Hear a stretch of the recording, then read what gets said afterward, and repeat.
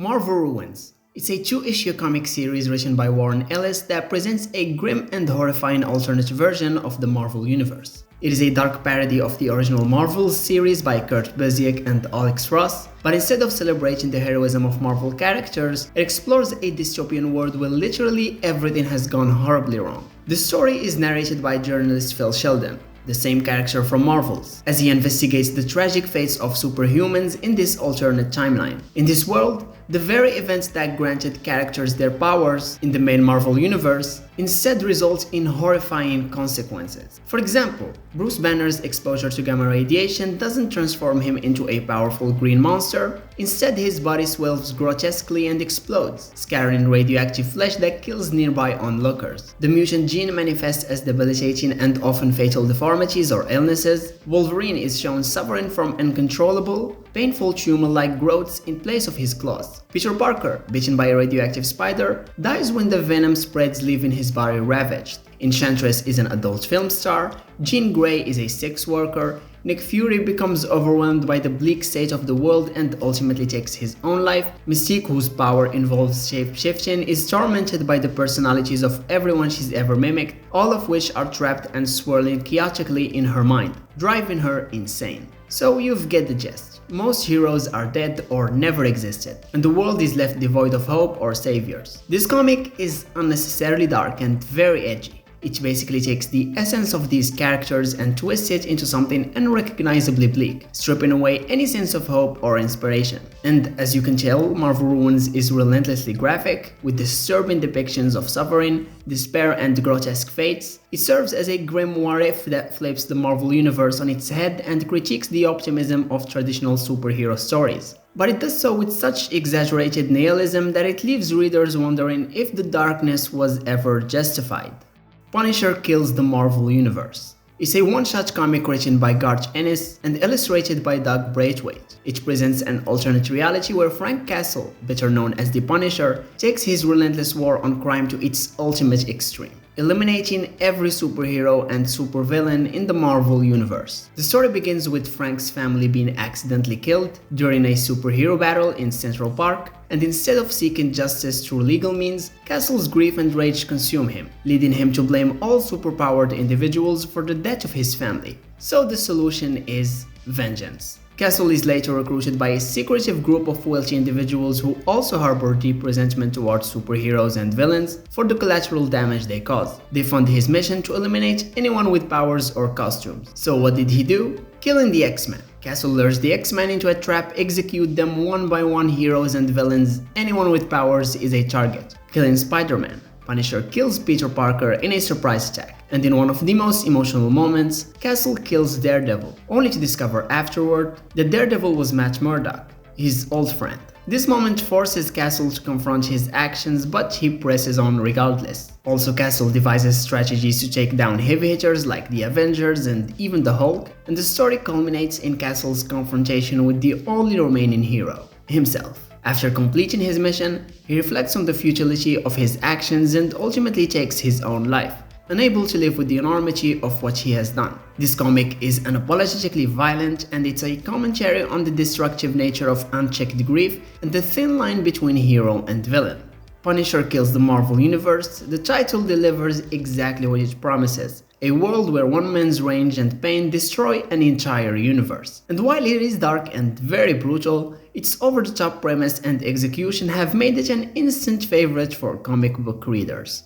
The Immortal Hulk. It's a critically acclaimed horror-inspired comic book series written by Al Wing, with art by Joe Bennett. First published in 2018, the series redefines the Hulk as a supernatural force of nature, leaning heavily into horror and psychological themes. The story starts with a revelation that Bruce Banner and the Hulk cannot die, as the title suggests. Whenever Banner dies, the Hulk emerges to resurrect him, and that's where the body horror comes. When Banner dies, his body is horrifically reassembled or twisted into monstrous forms, and the series doesn't shy away from depicting the Hulk as a terrifying, otherworldly entity. Not only that, but Banner's mind is fractured, with different personalities of the Hulk emerging. These personalities interact with each other in Banner's subconscious, showcasing his internal struggles and trauma. You may ask me, how is he immortal? Well, there's something called the Green Door, a mysterious portal to the Below Place, a hellish dimension linked to gamma radiation, which serves as a conduit for the Hulk's resurrection. And that's where we get introduced to the One Below All, a godlike entity and the counterpart to the One Above All, that resides in the Below Place. The One Below All manipulates gamma-mutated individuals, seeking to spread destruction and chaos. The series deeply examines the curse of immortality, portraying it not as a gift but as an endless cycle of pain and suffering. Banner cannot escape death, and the Hulk ensures he keeps coming back, no matter how horrifying the circumstances. And the artwork,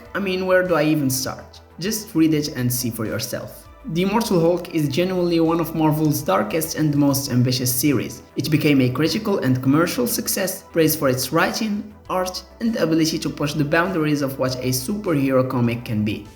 Kraven's Last Hunt. It's a 6-issue Spider-Man story arc published in 1987, written by J.M. DeMatteis with art by Mike Zeck. It is widely regarded as one of the darkest and most psychologically intense Spider-Man stories ever told. In the story, Kraven the Hunter is at the end of his career. He is consumed by his obsession with proving himself superior to Spider-Man, so he sees his life as incomplete unless he can defeat Peter in both body and spirit. His plan is to ambush him, then shoot him with a tranquilizer dart and bury him alive in a coffin, which he did. Believing Spider-Man to be dead, Kraven made a replica of his costume to prove he can surpass him as a hero. So he begins patrolling the city as Spider-Man, but his methods are obviously brutal and violent, tarnishing the real Spider-Man's reputation. Kraven unleashes Vermin, a villain with cannibalistic tendencies, to solidify his dominance over Spider-Man. Vermin had previously been defeated by Peter and Captain America together, but Kraven defeats him single-handedly, demonstrating his physical and mental superiority. Then Spider-Man awakens, clawing his way out of his grave, which marks his refusal to give up and his determination to reclaim his identity and stop Kraven.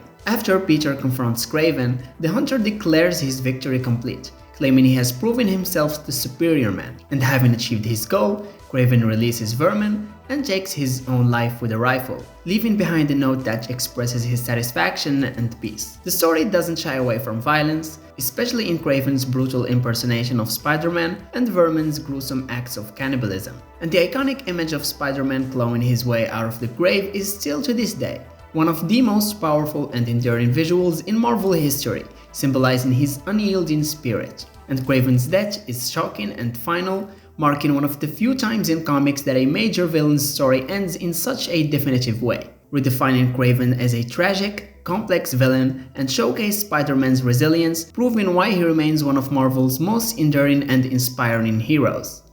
Deadpool Kills the Marvel Universe. It's a 4-issue limited series published in 2012, written by Colin Bunn and illustrated by Dalibor Chalagier. It explores an alternate universe where Deadpool breaks free from his traditional comedic role and embarks on a mission to murder every hero and villain in the Marvel Universe. So how the story starts is Deadpool got captured and sent to the Ravencroft Institute for the Criminally Insane, where he undergoes experimental treatment by Psycho Man, who seeks to brainwash him into becoming an obedient assassin. But instead of subduing Deadpool, the treatment shatters the remaining barriers of his mind, leaving him with a chilling clarity about his reality. Deadpool realizes he's a fictional character trapped in an endless cycle of violence for the entertainment of an unseen audience. This fills him with rage, and he resolves to end the Marvel Universe and ultimately escape his fictional existence. He murders heroes and villains alike, he kills the Fantastic Four, the X-Men, Hulk, and as always, Deadpool's methods of killing are creative and brutal, often involving psychological manipulation or exploiting the weaknesses of his victims. For instance, he kills Spider-Man by ambushing him, taunting him, and then shooting him point blank. He sets traps for cosmic entities like Uatu the Watcher,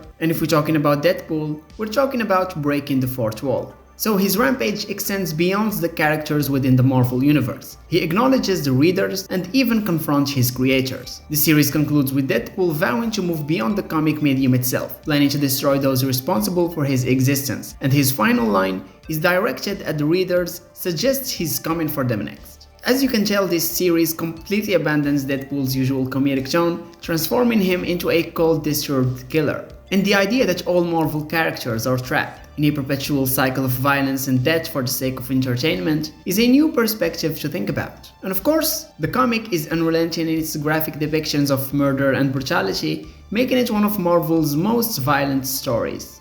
X-Men God Loves Man Kills. It's a Marvel graphic novel published in 1982, written by Chris Claremont and illustrated by Brent Anderson. The story is a deeply emotional and socially relevant exploration of prejudice, intolerance, and religious fanaticism, and often regarded as one of the most mature and impactful X-Men stories ever told. The story starts with the brutal murder of two mutant children by religious zealots known as the Purifiers, who are followers of Reverend William Stryker, a fanatical preacher. Stryker's rhetoric frames mutants as abominations in the eyes of God, fueling hatred and violence against them, and he publicly advocates for the extermination of mutants, labeling them a threat to humanity's survival and divine order. The X-Men, led by Charles Xavier, become aware of Stryker's growing influence and investigate his movement. So Stryker kidnaps Professor X, using advanced technology to brainwash him into becoming a weapon against mutants, and intends to use his psychic abilities to kill all of them.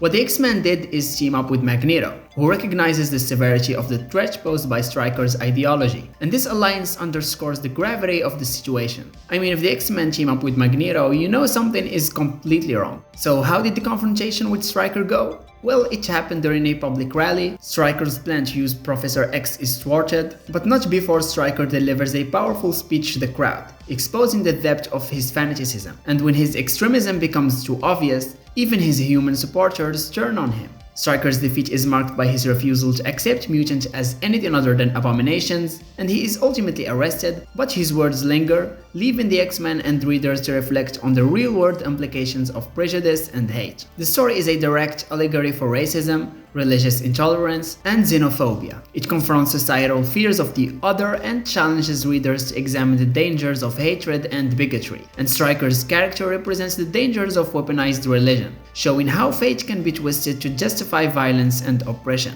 Because as always, mutants in the X-Men universe serves as a metaphor for marginalized groups. But this story takes that metaphor to its most direct and emotional resonant form, making it relatable to anyone. But the story doesn't offer easy answers about how to confront hatred without becoming consumed by it. X-Men God Loves, Man Kills is a masterclass in blending superhero storytelling with real-world social commentary. Its themes remain as relevant today as they were back then, if not more relevant, making it a timeless and thought-provoking piece of media. So it's not just one of the darkest X-Men stories, it's one of Marvel's most profound works. AXE Judgment Day.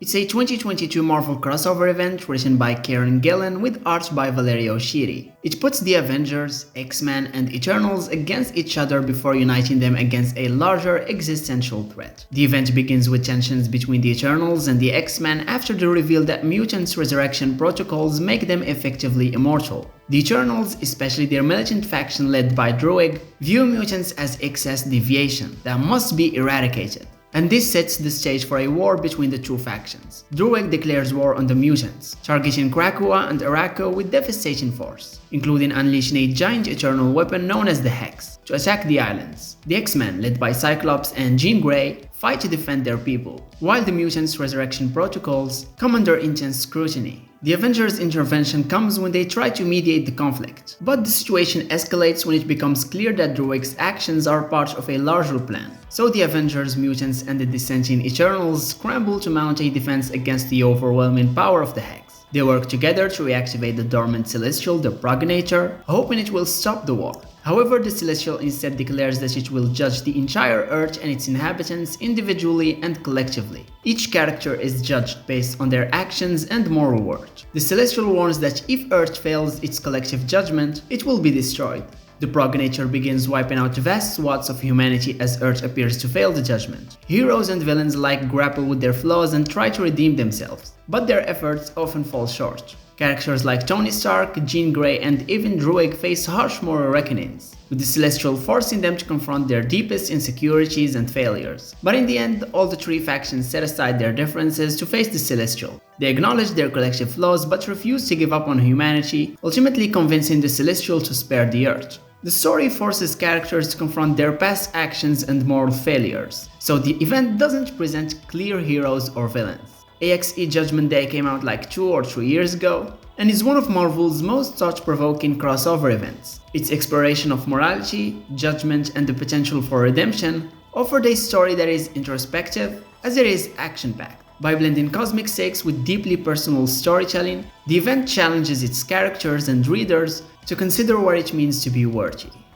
Darkhold is a Marvel Comics event written by Steve Orlando with art by Cyan Tormey. This series centers on the Darkhold, the well-known ancient book of dark magic, and its corrupting influence on those who come into contact with it. The story blends supernatural horror with superhero action, featuring twisted versions of Marvel's heroes as they battle against Chthon, the god of chaos and creator of the Darkhold. So the story begins when Doctor Doom discovers the book and unleashes Chthon. And when Scarlet Witch realizes the existential threat Chthon poses to the Marvel Universe, she gathers a team of heroes to fight against him. Anyway, Scarlet Witch recruits Iron Man, Wasp, Spider-Man, Black Bolt and Blade. However, to face Chthon, the heroes must read from the Darkhold, but that's a choice that comes with devastating consequences. The exposure to the book corrupts their minds, transforming them into twisted, nightmarish versions of themselves. So each hero is given a one-shot that explores their descent into madness and darkness after reading the book. Tony Stark becomes a biomechanical monster obsessed with perfection, replacing human components with machinery in a grotesque way. Janet Van Dyne experiences a reality where she is consumed by paranoia and distrust, leading her to enact terrible violence. Peter Parker becomes a monstrous predator, feeding on those he once swore to protect. Black Bolt, the king of the Inhumans, succumbs to the destructive power of his voice, using it in ways that devastate his people, and Blade the Daywalker loses himself to an insatiable bloodlust, becoming a pure vampire. And back to Chthon, as he begins his conquest of Earth, the corrupted heroes struggle to retain their humanity. Scarlet Witch serves as the emotional anchor of the story, using her knowledge of magic and her connection to Chthon to try to save her allies. So Wanda confronts Chthon directly. She channels her immense magical power and her understanding of the Darkhold to banish him back to his dimension. However, the cost is high, as the Darkhold's influence leaves scars on everyone involved. I tried not to get into many details because this event is relatively new, but what I can say is that the story explores how power, even when used with the best intentions, can corrupt and destroy. The series is a must-read for Marvel fans, especially Wanda fans, because it solidifies Scarlet Witch's role as one of the most powerful and complex characters in the Marvel Universe. And for those hating on her being in my overpowered Marvel characters video, come on, she deserves a spot there. And thanks for watching.